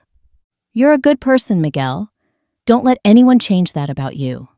The back door opened, and Isabella stepped out. Her eyes were red from crying, but her voice was steady. Emma, I canceled the party. I looked up at her. You did? I called everyone. I told them I made a mistake by planning it without consulting you first, and that we were postponing indefinitely. How did people react? Isabella's face crumpled a little. Some of them were confused. A few were annoyed because they'd already made plans. Your friend Sophia asked if you were okay. What did you tell her? That you were fine, and that I had been presumptuous? It was more honesty than I'd expected from her. Thank you, I said. I know that wasn't easy. Emma, I need to ask you something. Okay. Do you want a relationship with me at all? Or are you just done? The question hung between us. I could see genuine fear in her eyes, real vulnerability. For all her manipulation and control, Isabella was terrified that she'd finally pushed me too far. I want a relationship with you, Mom, but it has to be different. It has to be based on mutual respect instead of obligation. I don't know how to do that. Then learn. Get therapy. Read books. Figure it out. Because what we have now isn't working for either of us. Isabella nodded slowly. Will you be patient with me while I figure it out? I'll try. But Mom, there have to be consequences when you slip back into old patterns. I can't keep pretending that manipulation is love just to keep the peace. What kind of consequences? Like tonight. You faked an emergency, so I'm going home. You planned a party without asking me, so I said no. Actions have consequences. Even if I'm trying to do something nice? Especially then, because if you can't do nice things without manipulating me, then the nice things aren't really nice. Isabella was quiet for a long moment. Then she said something that surprised me. Emma, I think I need to see a therapist. I think that's a good idea. Will you come with me sometimes? I looked at her, this woman who had given me life and then spent 30 years teaching me that life was about service to others. This woman who was so afraid of being abandoned that she drove people away with her need to control them. If you find a therapist and start going regularly, I'll come to a session with you occasionally. Okay, she wiped her eyes.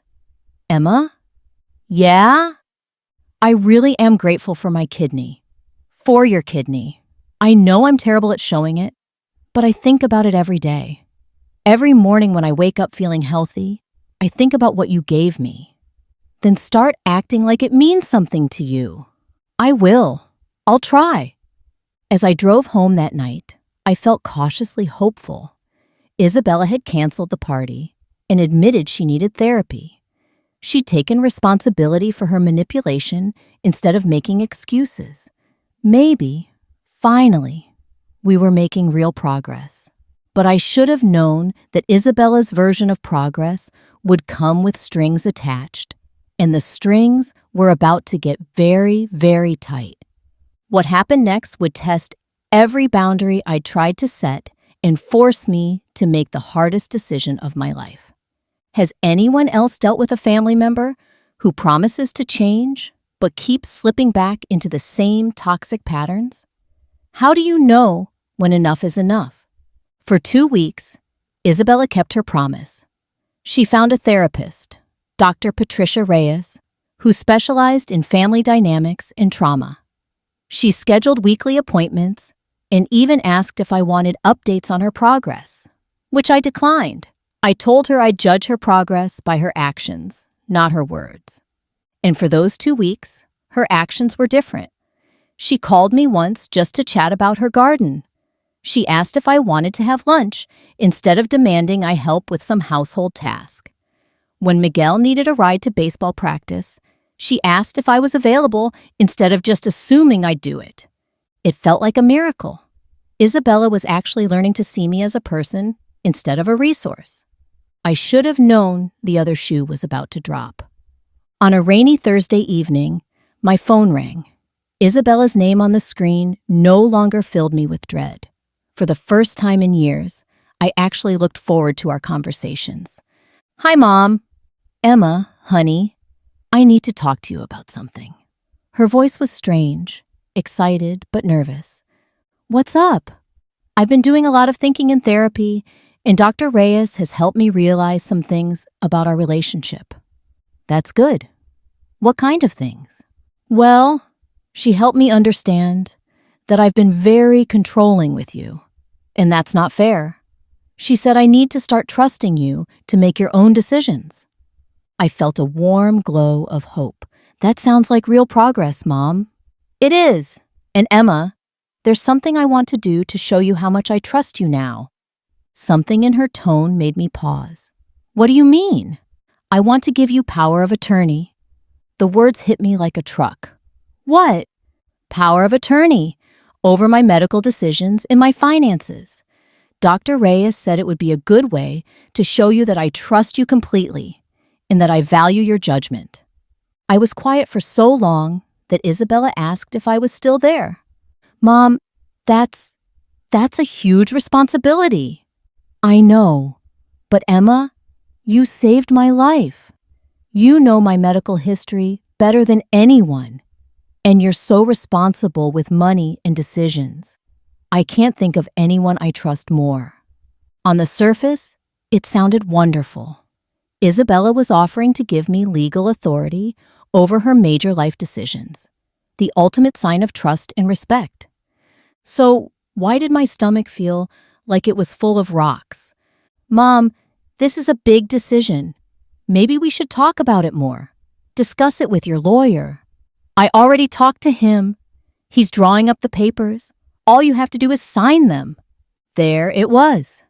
Isabella had made the decision without consulting me, then presented it as a done deal. Again. "Mom, did you ask me if I wanted power of attorney before you had the papers drawn up?" I wanted it to be a surprise. A good surprise this time. It's not a surprise if it involves legal responsibility for me. "You should have asked me first." "But Dr. Reyes said..." "I don't care what Dr. Reyes said. This affects my life, so I should have been part of the conversation." Isabella was quiet for a moment. "Emma, I thought you'd be happy. This is me trusting you, respecting your judgment. Isn't this what you wanted?" "I wanted you to treat me like a person with my own opinions. That includes asking me before you make decisions that affect me." "So, you don't want it?" "I didn't say that. I said you should have asked me first." "I'm asking you now. Will you accept power of attorney?" I closed my eyes. Even when Isabella was trying to do something good, she couldn't help but do it in a controlling way. The power of attorney itself might be a genuine gesture, but the way she'd gone about it was the same old pattern. "Mom, I need time to think about this. Power of attorney is a huge responsibility. It means if something happens to you, I'm responsible for every medical and financial decision in your life." "I know, and I trust you completely. But what if we disagree about something? What if you want one treatment and I think another is better?" "Then I'll trust your judgment." "Even if it's about end-of-life care?" Isabella paused. "What do you mean?" "I mean, If you're dying and you want to be kept on life support, but I think it's time to let you go, whose decision wins? Well, mine, obviously. I'd still be conscious. Not necessarily. What if you're in a coma? What if you can't communicate? That's when power of attorney matters most. Isabella was quiet. I could practically hear her realizing that giving me power of attorney meant giving up control, not just redistributing it. Emma, I trust that you'd make the decisions I would want you to make. But how would I know what you'd want? We've never talked about your end-of-life wishes. We've never discussed your values about medical treatment or financial planning. We can talk about that. We should talk about that before you give me power of attorney, not after. Isabella sighed. Emma, you're overthinking this. It's just a piece of paper that shows I trust you. No, Mom. It's a legal document that makes me responsible for your life. That's not something you spring on someone as a surprise. Fine. Her voice was getting cold. If you don't want it, just say so. I didn't say I don't want it. I said I need time to think about it, and we need to have serious conversations about your wishes first. How much time? I don't know. Weeks, maybe months. This isn't a decision you make overnight. Months? Isabella's voice rose. Emma, I'm not getting any younger. What if something happens to me in the meantime? Then Carlos has power of attorney. He's your husband. Carlos doesn't understand medical things like you do, and he's not good with financial decisions. Then maybe you should talk to him about that, instead of just assuming I'll take over. I don't want Carlos to have power of attorney. I want you. Why? The question seemed to catch her off guard. Because you're my daughter. Because you saved my life. Because I trust you. But you don't trust your husband? That's different. How is it different? Isabella was quiet for a long moment. When she spoke again, her voice was careful. Carlos is a good man, but he's not decisive. In an emergency, he panics. You don't panic. You think clearly and make good decisions under pressure. So you want me to have power of attorney because I'm more competent than your husband. That's not how I meant it. But that's what you said. Isabella sighed again. Emma, why are you making this so complicated? I'm trying to show you that I trust you and value your judgment. Isn't that what you wanted? I wanted you to respect me as a person. That means including me in decisions that affect me, not surprising me with legal documents. But it's a good surprise. Mom, there's no such thing as a good surprise when it involves legal responsibility. What if I had said no? What would you have done with papers that were already drawn up? Isabella didn't answer. You would have been upset with me for rejecting your gift, wouldn't you? You would have made me feel guilty for not wanting the responsibility you decided I should have. That's not true, isn't it? You're getting upset with me right now just for asking questions about it. I'm not upset. I'm confused. I thought you'd be happy. I can be grateful for the gesture while still being frustrated by the process. So, you are grateful? I rub my forehead, feeling a familiar headache building. Mom, can I ask you something? Of course. In therapy, have you talked about asking people what they want instead of assuming you know what's best for them? Yes, Dr. Reyes has mentioned that. And have you talked about the difference between doing something for someone versus doing something to feel good about yourself? Isabella was quiet. Because giving me power of attorney without asking me first feels like it's more about you feeling good about trusting me than it is about actually trusting me. That's not true. If it were really about trusting me, you would have trusted me enough to have a conversation about it first. I wanted it to be special, more special, than treating me like an adult who can make her own decisions. The silence stretched between us. I could hear Isabella breathing, and I knew she was crying. Emma, I'm trying so hard to do better. I really am. But every time I try to do something nice for you, it turns into a fight. Because you're still trying to control how the nice things happen. You're still making decisions for me instead of with me. I don't know how to do it with you. You ask. Emma, I've been thinking about power of attorney. Would you be interested in discussing that? See? Not that hard. But what if you said no? Then I say no, and you respect that. But what if I really need you to say yes?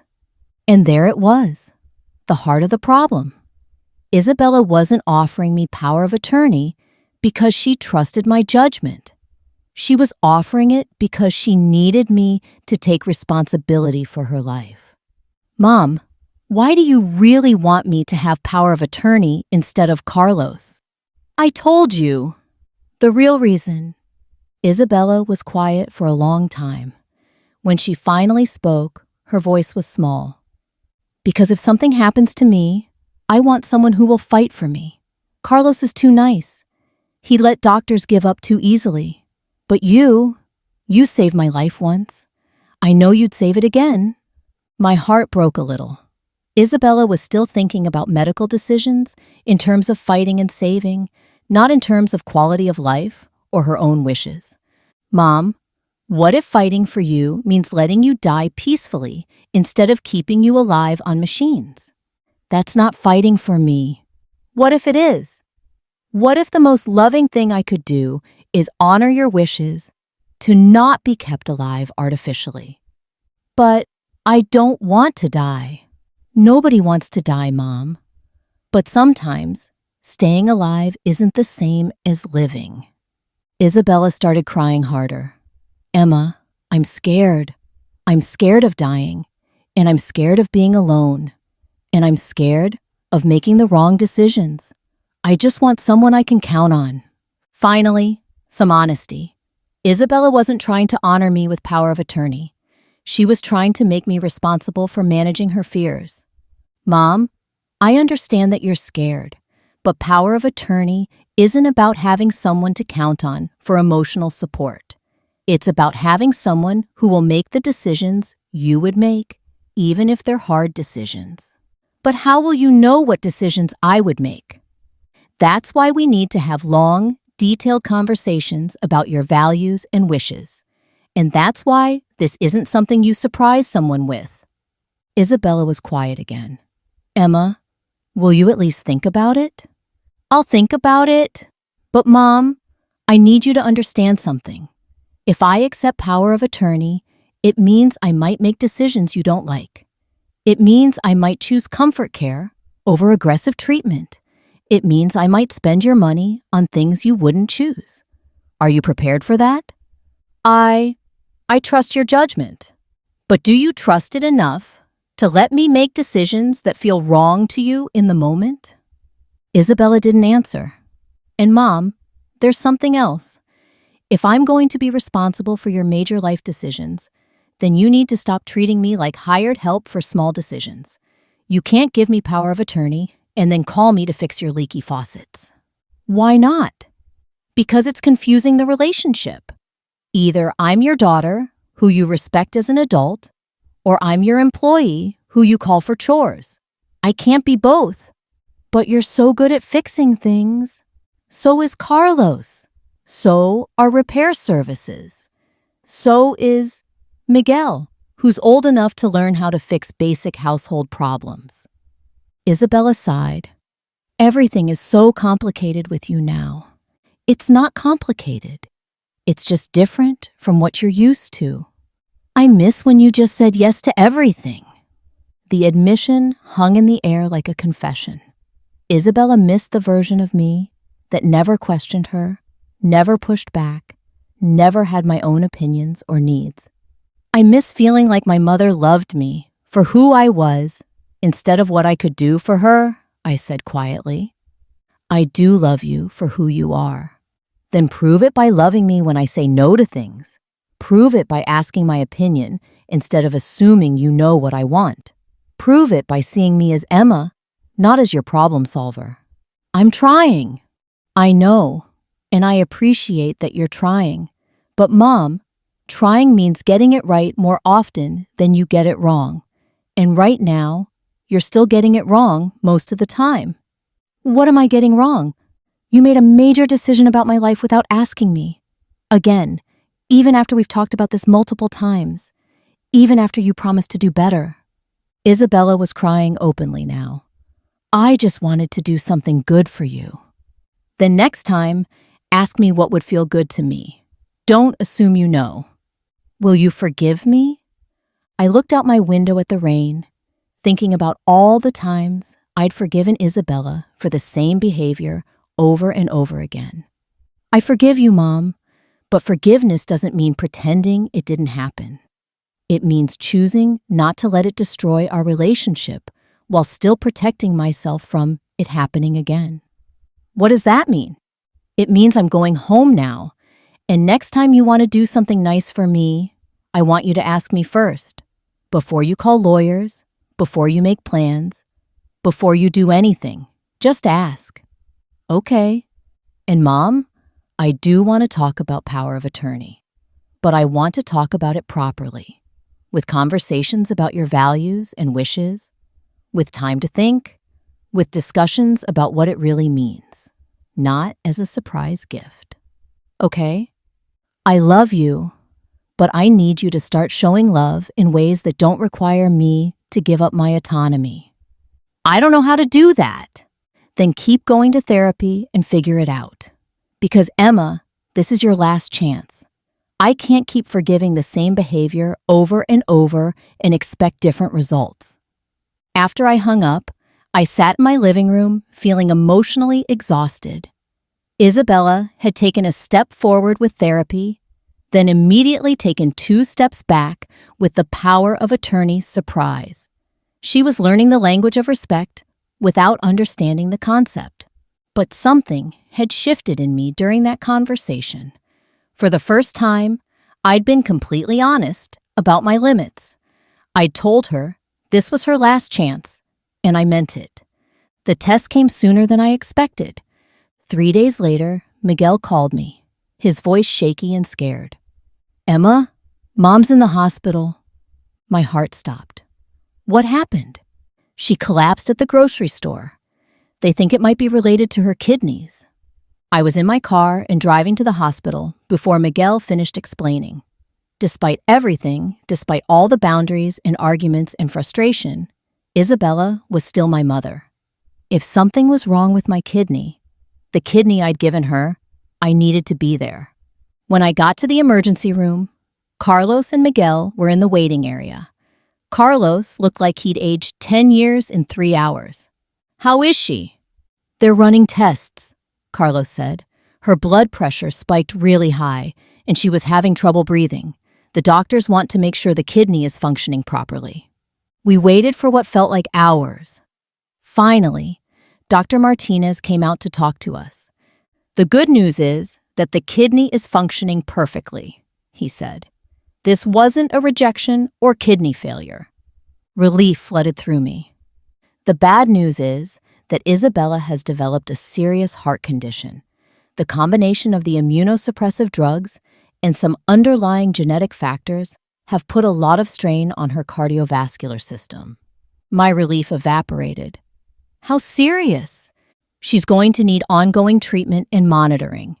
And there may come a time when we need to make difficult decisions about balancing the kidney function with heart health. Carlos looked lost. What kind of decisions? The medications that keep the kidney healthy can be hard on the heart. If her heart condition worsens, we might need to adjust her immunosuppressive regimen, which could put the kidney at risk. I felt like I was going to be sick. The kidney I'd given her to save her life might eventually contribute to killing her. Can we see her? She's awake and asking for you. But I should warn you, she's been asking specifically for Emma to make her medical decisions. She's been quite insistent about it. Carlos and I looked at each other. Isabella was trying to use her medical crisis to pressure me into accepting power of attorney. She doesn't have power of attorney yet, I told Dr. Martinez. Carlos is her husband and next of kin. I understand. but she's competent to make her own decisions right now, and she's been very clear about wanting Emma involved in all medical discussions. When we got to her room, Isabella looked small and fragile in the hospital bed, but her eyes were alert and focused on me. "Emma, thank God you're here. How are you feeling, Mom?" "Scared. The doctors are talking about changing my medications, maybe reducing the immunosuppressive drugs. But Emma, that could hurt the kidney. Your kidney." I sat down next to her bed. "Mom, we need to focus on what's best for your overall health, not just the kidney. But if the kidney fails, your sacrifice was for nothing. If you die of heart failure, my sacrifice was for nothing too." Isabella grabbed my hand. "Emma, I need you to promise me something." "What?" "I need you to fight for the kidney. Don't let them give up on it. Don't let them choose my heart over your kidney." I stared at her. Even in a medical crisis, even when her life was at stake, Isabella was still trying to make me responsible for decisions that should be hers. "Mom, this isn't about my kidney anymore. This is about your life. The kidney is your kidney. You should have a say in what happens to it." "No, I shouldn't. I gave it to you. It's yours now. And what happens to it should be based on what's best for your health, not on my feelings about it."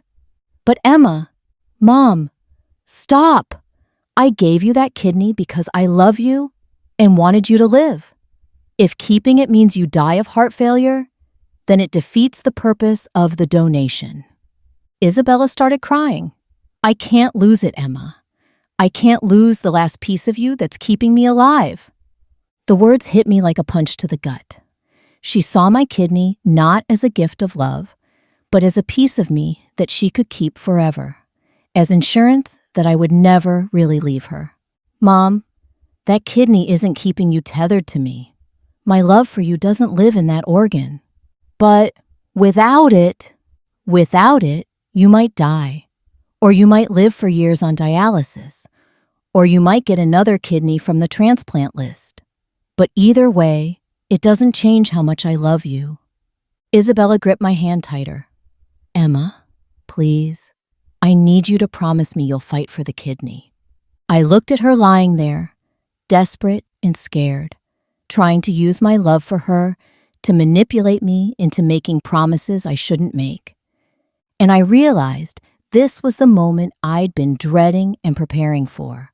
This was the test of every boundary I'd tried to set, every limit I'd tried to establish. "Mom, I love you, but I can't promise to prioritize an organ over your life, and I can't let you use my kidney donation to manipulate me into making medical decisions that should be yours. You're abandoning me. I'm refusing to be responsible for decisions that aren't mine to make." Isabella let go of my hand and turned away from me. "Then I guess I know where I stand. Where you stand is as my mother, who I love, who I will support through whatever medical treatment you choose. But you stand there as yourself, not as the keeper of my kidney." Carlos stepped forward. "Isabella, Emma's right. These are your medical decisions to make." Isabella turned her cold gaze on him. "And what do you think I should do, Carlos? Give up the kidney Emma sacrificed for me? I think you should listen to the doctors and choose the treatment that gives you the best chance of living. Even if it means losing the kidney? Even then!" Isabella stared at both of us, and I could see the moment she realized that neither of us was going to take responsibility for her fear. "Fine," she said finally, "but if I die because we chose my heart over the kidney, I want you both to remember that." "Mom," I said gently, "if you die, it won't be because of the choice between your heart and the kidney. It will be because you have a serious illness that we're trying to treat." "That's not how it feels." "I know, but feelings aren't always facts."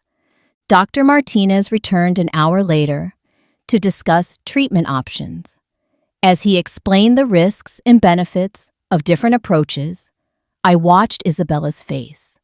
She was still looking to me for guidance, still hoping I'd take responsibility for the decision. But I didn't. I sat there and supported her while she made her own choice. In the end, she chose to reduce the immunosuppressive drugs to protect her heart, knowing it might put the kidney at risk. It's your choice, I told her, and whatever happens, I support it. It was the truth, and it was the first time in my life I'd refused to take responsibility for my mother's life while still loving her completely. As I drove home that night, I realized something had fundamentally changed. I'd finally learned the difference between supporting someone and enabling them, between loving someone and managing their life for them. Isabella might never understand that difference, but I finally did. And that understanding was about to lead me to the hardest decision I'd ever make. 6 months later, I'd made that decision. I changed my phone number, moved to a different city, and started a new life where I wasn't defined by how much I could sacrifice for others. They said I already got enough from her. They were wrong. Now finally, I do. If you've ever had to walk away from family to save yourself, let me know in the comments. Your story might help someone else find the courage to choose themselves too. Don't forget to like, share, comment, and subscribe for more real-life stories that might just change your perspective on what family really means. Tell me in the comments, have you ever had a family member use your biggest sacrifice against you? What did you do about it?